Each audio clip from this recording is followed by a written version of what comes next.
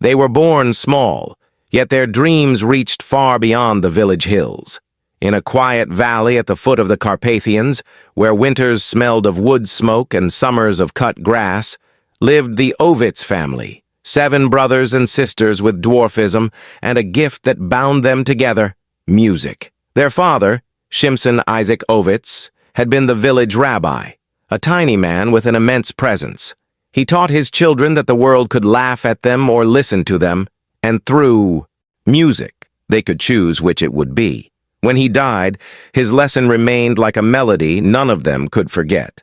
Under the guidance of the eldest brother, Miklos, the Ovitz children became performers. They formed a traveling troupe called the Lilliput Troupe, a name that invited curiosity but soon earned respect. Their shows mixed humor, folk songs, and cabaret sketches learned from touring players. Perla, the youngest, sang with a voice that could stop a conversation mid-word. Rosika, the oldest sister, stitched costumes under the yellow glow of a kerosene lamp. Frida and Avram added comic sketches. Aaron, Leah, and Elizabeth, who were of average height, handled the violins, props, and wagons. On stage, they were perfect harmony, a family that turned difference into applause. By the late 1930s, their fame had spread across Transylvania. They performed in cafes and small theaters. Villagers came from miles away, bringing children on their shoulders. For a few shining hours, laughter drowned out the growl of the world beyond their borders. But change travels faster than music. Across Europe, the rhythm of marching boots was replacing song. By 1940, Hungary had aligned itself with Hitler's Germany. Posters appeared accusing Jews of poisoning the nation. Radios hissed with speeches about purity. Even the air felt suspicious. Still, the Ovitzes kept touring. "Music will protect us," Miklos said, as he packed their instruments after a show. "If they hear us play, they'll remember we are human." The others nodded, half believing, half hoping. In 1943, they performed one last time in the town of Cluj. The hall was full. Perla's high notes floated like glass above the crowd. When the curtain closed, applause thundered through the room. Perla smiled, a small, fleeting smile she would remember in darker days. Outside, a cold wind swept through the streets. Rumors whispered of deportations. No one wanted to speak them aloud, as if silence might hold the war at bay. Spring, 1944. At dawn, fists hammered on the Ovitz door. Hungarian gendarmes, now serving under German command, shouted orders. "Jews, open up! Bring your papers!" Their mother clutched her prayer book. Rosika steadied her hands. Miklos stepped forward. "We are artists," he said. The soldier replied without looking at him. "You're Jews. Pack what you need." They gathered a few things: a flute, a violin, a family photograph, a torn prayer shawl. The glittering costumes went into a small leather case. They had no other luggage left to fill. Outside, neighbors watched from behind lace curtains. The troupe that once brought joy to the village now walked between rifles. At the station, cattle cars waited beneath a sky the color of iron. An officer shouted names and numbers. The Ovitzes were pushed into one of the wagons among dozens of others. The door slammed shut with a hollow echo. Darkness swallowed them. The stench of straw and sweat filled every breath. Someone fainted. A child cried until no voice was left. Miklos gathered his siblings close. "Stay together," he whispered. "Whatever happens, we stay together." For 3 days and nights the train rattled eastward. No windows, no water. Only the rhythm of steel wheels and prayers whispered in the dark. When at last the train stopped, morning light slipped through the cracks in the wood. The air that rushed in smelled of smoke and something else, heavier, unnameable. "Out!" the guards shouted. They stumbled into mud and shouting. Dogs barked. Searchlights turned the fog silver. The word passed through the crowd. Auschwitz. They stood together, 7 small figures amid thousands. Even the guards paused to stare. Whispers spread. Sverka. Dwarfs. A tall SS officer noticed the commotion. His uniform was immaculate, his boots shining despite the dirt. He moved toward them with deliberate steps, white gloves folded behind his back. "All from one family?" he asked in German. Yes, Miklos answered. We are performers, musicians. The man studied them, eyes narrowing. A family of dwarfs? And some of normal height? He gave a thin smile. How remarkable. The prisoners nearby turned away. They recognized him, Dr. Josef Mengele. To some, he was the camp doctor. To most, the angel of death. He looked at the family as a collector might study rare insects. Keep them together, he told the guards. They belong to me. Do not harm them. He turned sharply and walked away. The Ovitzes did not yet know whether they had been spared or condemned. They were led to a small hut at the edge of the camp, isolated from the others. Inside, rough wooden bunks and thin blankets awaited them. Through the walls came the muffled noise of trains, barking dogs, and a faint, constant rumble like distant thunder. Perla whispered, "Maybe he wants us to play for him." Miklos stared at the wall. "Maybe, but if he does, we must play and survive." That night, sleep did not come. Somewhere beyond the fences, a strange red glow rose into the sky. The air smelled of burnt hair and iron. They did not yet understand what those flames meant. In another part of the camp, Dr. Mengele sat at a plain wooden desk inside a drafty office. An oil lamp hissed softly beside a stack of forms. He opened a small leather-bound journal, dipped his pen into an inkwell, and wrote with neat precision. Subject: the Ovitz family. 7 dwarfs, 2 of average stature.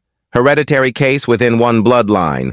To be kept intact for further observation. He let the ink dry, tied the journal shut, and placed it on a pile of files marked Anthropologische Studien. Outside, the wind moaned against the barrack walls. Inside their hut, Perla traced invisible notes in the air, her fingers trembling.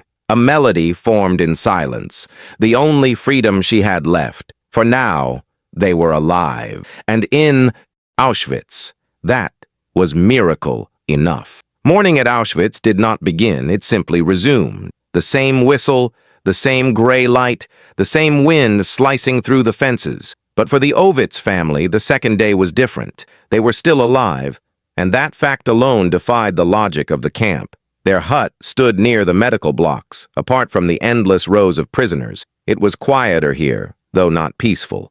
Guards came and went without speaking. No one told them what was expected. No one told them why they had been spared. Then, one afternoon, the door opened, and 2 men in white coats entered. Between them stood Dr. Mengele. He smiled in a way that made silence heavier. "Good morning, my little family," he said in German, his tone almost tender.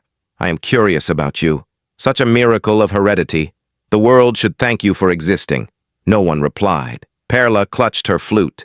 Miklos lowered his head. Mengele continued, "You will help me understand creation itself." He turned to his assistants. "Prepare the laboratory." That night, the Ovitzes were marched to the medical block, a low building smelling of disinfectant and fear. They passed prisoners who stared with hollow eyes. A few whispered prayers as the family went by. Inside, bright lamps burned over metal tables. Jars filled with organs lined the shelves. Mengele moved among them like a conductor before an orchestra. He measured the length of their arms, the width of their skulls. He compared their teeth to those of their taller relatives. He ordered X-rays, blood draws, even plucked strands of hair to study their color under light. Every detail went into his journal. The Ovitzes endured the pain in silence.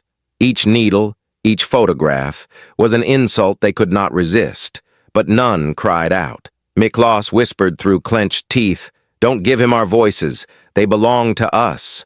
Days became weeks. Between experiments, they were returned to their hut. The guards delivered scraps of bread and thin soup, more than most prisoners receive. They learned to eat slowly, knowing others starved only meters away. From time to time, Mengele brought visitors. Other officers, German doctors, even civilians in long coats. He presented the Ovitzes as curiosities. "Observe," he said proudly, "an entire family with the same genetic condition. Nature's joke, and yet its lesson." Perla and Rosika stood side by side while men pointed at them, speaking in the detached language of science. Miklos kept his gaze fixed on the floor, his fists hidden behind his back. After the visitors left, the silence returned thicker than before. No one dared speak for hours. One evening, a young Polish nurse entered their hut with bandages. Her name was Helena, and her hands trembled as she worked. Quietly, she whispered in broken Hungarian, He kills the twins. You must pretend to be well always. Never cough, never bleed. Rosika met her eyes. Why help us? Helena looked toward the door. Because my brother died here. He was tall, strong. It did not matter. Nothing matters here. She left before dawn, and the family never saw her again.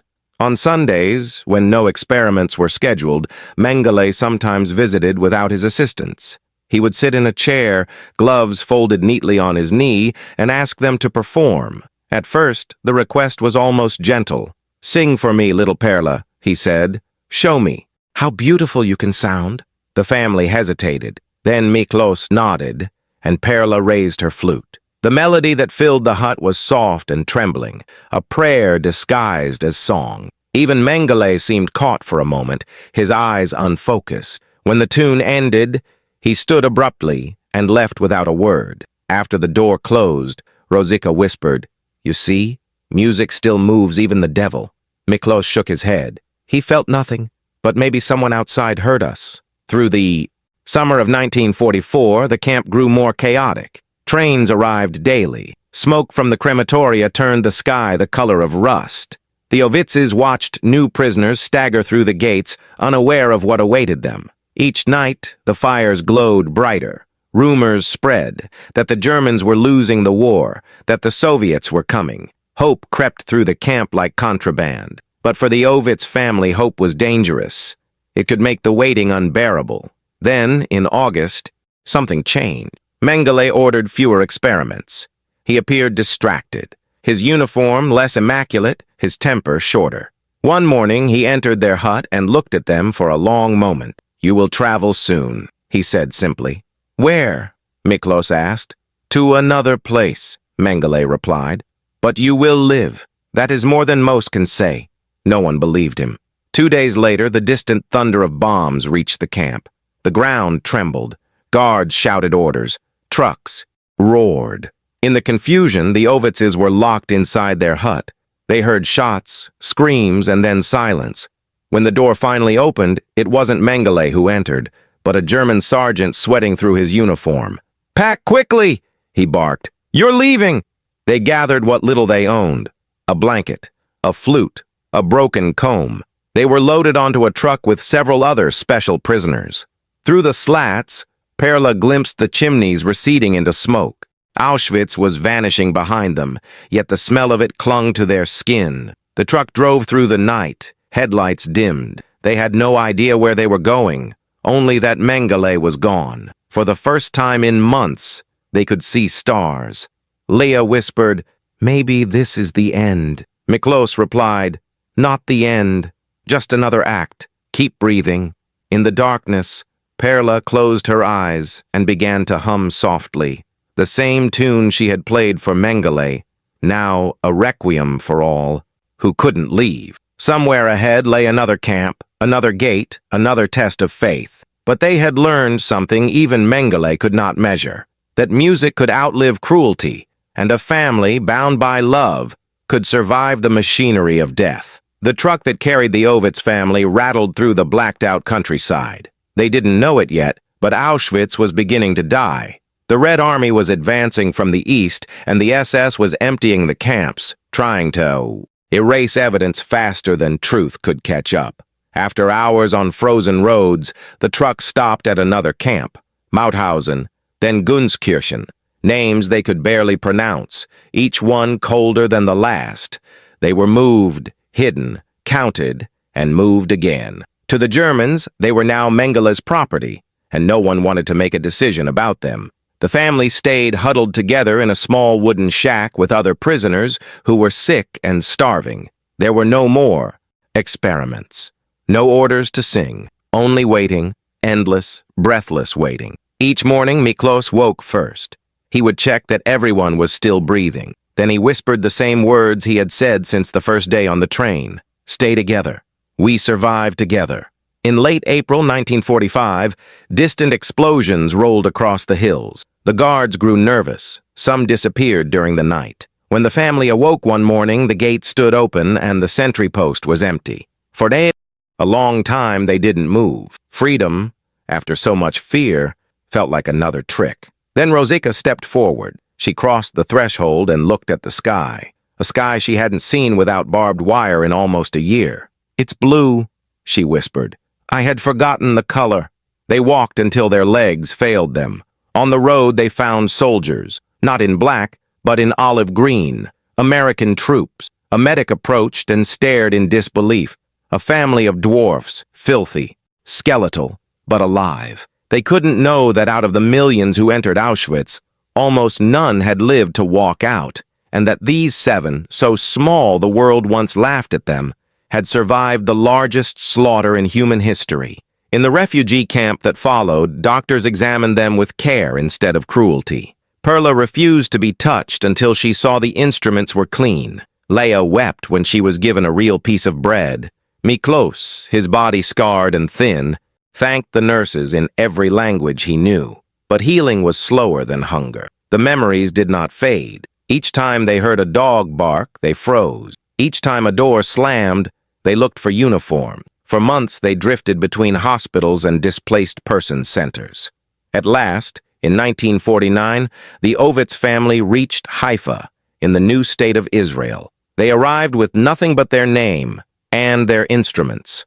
It was in Israel that they decided to perform again, not for crowds of thousands, but for one another. On warm evenings, they gathered in a small room with cracked walls and played the melodies they had carried across the war. Perla's voice returned, softer but steady. Miklos beat time on the table, and Rosika, whose hands had trembled since the camp, managed a smile. Neighbors would sometimes gather by the open window to listen. Few of them knew who the Ovitzes really were, what they had seen, what had been done to them. But the music said, enough. When asked why they still played, Miklos gave the same answer every time. Because silence was what the camps wanted from us, and we will not give it to them. Years passed. Life somehow continued. They opened a small movie theater, showed comedies, married, had children. They grew old together, the same way they had survived, side by side. When journalists asked about Mengele, Perla only said, "He measured our bones but never understood our hearts." She lived long enough to see a museum built at Auschwitz, where visitors would someday learn their name.